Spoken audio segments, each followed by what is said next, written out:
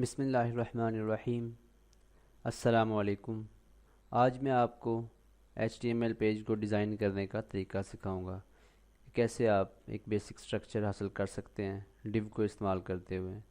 तो डिव जो हैं वो हमारे पेज के हिस्से करने के लिए उसको मतलब मुख्तलिफ़ कंपोनेंट्स में डिवाइड करने के लिए फिर हम उन कंपोनेंट्स को लेते हैं वन बाय वन और हर एक की प्रॉपर्टी को चेंज करते हैं CSS के ज़रिए से।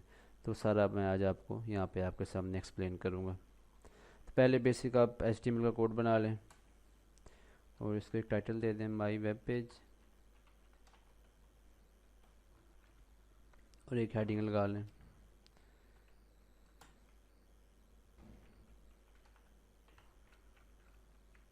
तो ये आपके सामने पेज है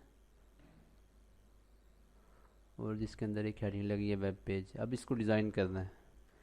तो डिज़ाइन करने के लिए मैंने आपको बताया हम डिव का तरीका इस्तेमाल करेंगे। तो डिव देखें, अगर आप सोच रहे हैं कि आपने अपने पेज के 4 हिस्से करने हैं, आपके पास ये पेज है, आप कह रहे हैं आपने इसके 2 3 4 हिस्से करने हैं।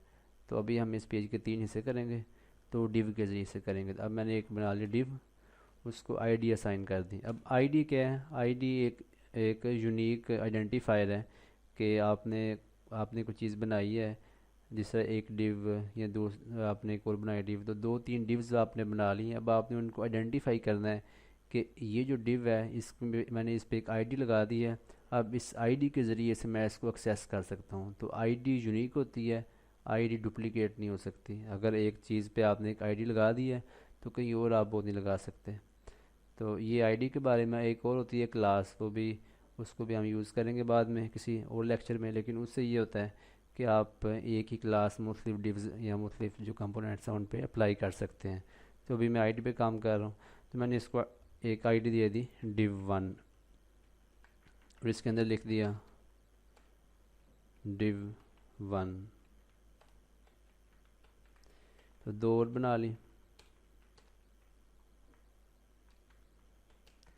div2 and div3। देखिए इसका आउटपुट आपके सामने आ रहा है कि div1 div2 और div3 सिर्फ आपको डिस्प्ले हो रहा है। अब जो हमने इन पे आईडी लगाया इनको एक्सेस करेंगे CSS में। तो CSS से मुराद है कैस्केडिंग स्टाइल शीट। तो ये हमारे पास एक लैंग्वेज है जो कि ब्राउज़र में अवेलेबल है। इसके ज़रिए से हम अपने पेज की डिज़ाइनिंग करते हैं, उसकी विड्थ कलर और जो मुख्तलिफ प्रॉपर्टीज़ हैं उनको डिफ़ाइन करते हैं या उनको चेंज वगैरह कर सकते हैं। अब देखें, मैंने अगर काम करना है CSS में तो मैं हेड में आऊँगा और इधर एक टैग लगा लूँगा स्टाइल का। तो स्टाइल का ओपनिंग और क्लोजिंग, इसके अंदर मेरी लैंग्वेज आएगी CSS। तो जो कोड CSS का है वो इस स्टाइल के टैग के अंदर आएगा। अब देखिए मेरे पास यहाँ पे डिव है, तो मैंने पहले यहाँ पे चूज़ करनी है div1 आईडी है, तो इसलिए मैं स्टार्ट में इसके हैश लगाऊंगा। इससे मुराद है मैं आईडी को एक्सेस कर रहा हूँ, आईडी div1 है। हैश से मुराद है कि मैं आईडी को एक्सेस कर रहा हूँ और आगे आईडी का नेम है। अब देखिए मैं अगर करता हूँ कि इसका बैकग्राउंड कलर आप कर दो रेड, इसको चेक करते हैं। देखिए जो ऊपर div1 है उसका बैकग्राउंड रेड हो गया।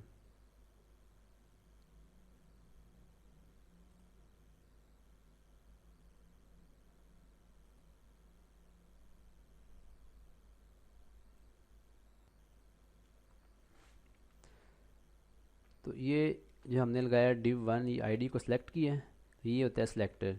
CSS में ये सिलेक्टर कहलाता है क्योंकि हम इसको इसको यहाँ पे सिलेक्ट कर रहे हैं। उसके बाद ये इसकी बॉडी, और बॉडी में हम इसकी प्रॉपर्टी को चेंज कर रहे हैं। हम कह रहे हैं कि इसका बैकग्राउंड कलर जो है उसको रेड कर दो।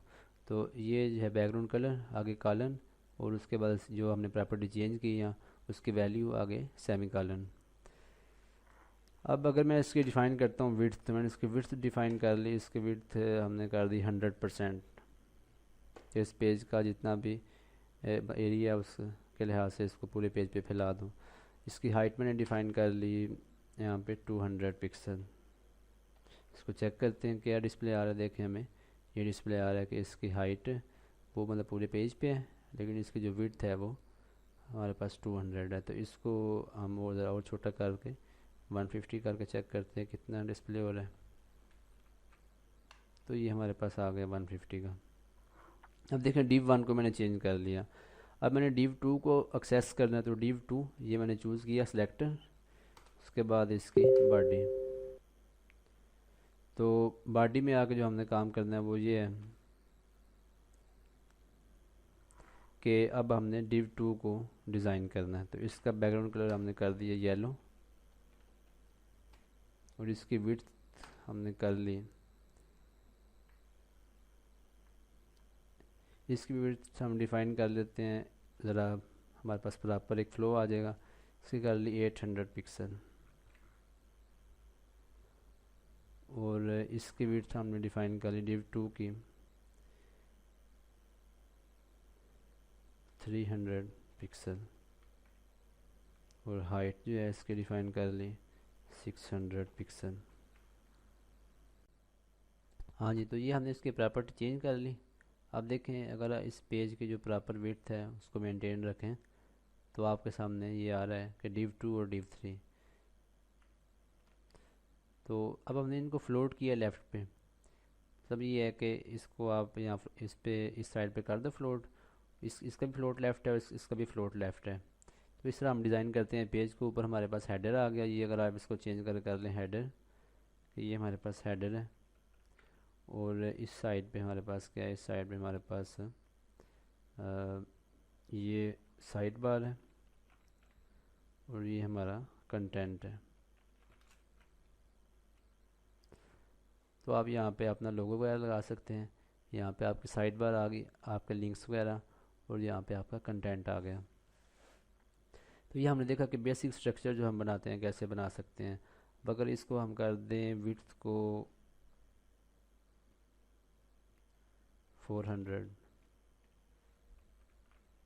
देखिए उस लिहाज से वो कम हो जाएगी। अगर आपने मार्जिन देना है तो मार्जिन दे लें, मार्जिन लेफ़्ट 10 पिक्सल, देखिए इस साइड पे मार्जिन आ गया।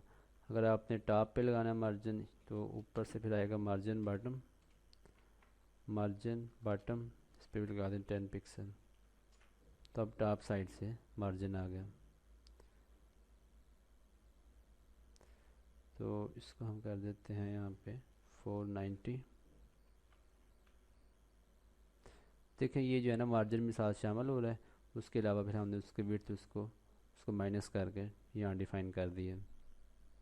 तो आज मैंने आपको बताया किस तरह आप एक बेसिक वेब पेज का स्ट्रक्चर बना सकते हैं, जिसमें हेडर है, साइड बार है और कंटेंट है, और उसको आप CSS में कैसे डिज़ाइन कर सकते हैं और डिव को कैसे इस्तेमाल करते हैं।